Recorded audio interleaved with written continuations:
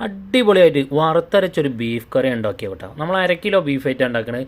കഴുകി വൃത്തിയാക്കിയ 1/2 kilo beef ഒരു കുക്കറിലിട്ടിട്ട് അതിലേക്ക് മല്ലിപ്പൊടി, മഞ്ഞൾപ്പൊടി, മുളക് പൊടി ചേർത്ത് കൊടുക്കുക, കുരുമുളക് പൊടി ചേർത്ത് കൊടുക്കുക, പാകത്തിന് ഉപ്പിട്ടിട്ട് ഒരു തണ്ട് കറിവേപ്പിലയും കൂടി ചേർത്തിട്ട് കൈകൊണ്ട് നന്നായിട്ട് ഇളക്കി മിക്സ് ആക്കിയിട്ട് വെള്ളവും കൂടെ ഒഴിച്ചിട്ട് അടച്ച് വെച്ചിട്ട് ലോ ഫ്ലെയിമിൽ ഒരു 5 വിസിലടിക്കണ വരെ വേവിച്ചെടുക്കുക.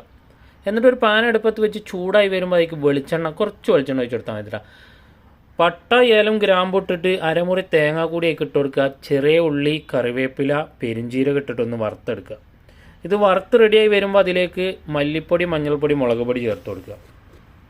എന്നിട്ട് അതൊന്ന് ചെറിയ തീയിലിട്ടിട്ടേക്ക് ഗരം മസാലയും കൂടെ ചേർത്ത് നന്നായിട്ട് വറുത്തതിൻ്റെ ശേഷം അരച്ച് മാറ്റി വെക്കട്ടെ. നല്ല ഫൈൻ പേസ്റ്റാക്കി എടുക്കുക.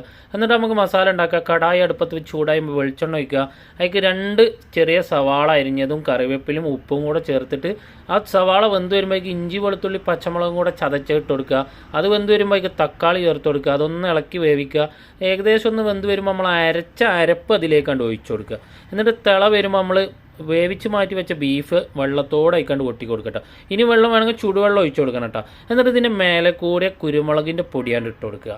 എന്നിട്ട് ഒന്ന് മൂടി വെച്ചിട്ട് 5 മിനിറ്റ് വേവിക്കുക. പിന്നെ വെളിച്ചെണ്ണയിൽ ചെറിയ ഉള്ളിയും വറ്റൽമുളകും കൂടെ താളിച്ചിട്ട് തൂമിക്കാന്ന് പറയും ഞങ്ങളിവിടെ. തൂമിച്ചിട്ട് അതിന് മേലെ ഒഴിച്ചു കൊടുക്കുക, ഇളക്കുക. പൊറോട്ട ബീഫ്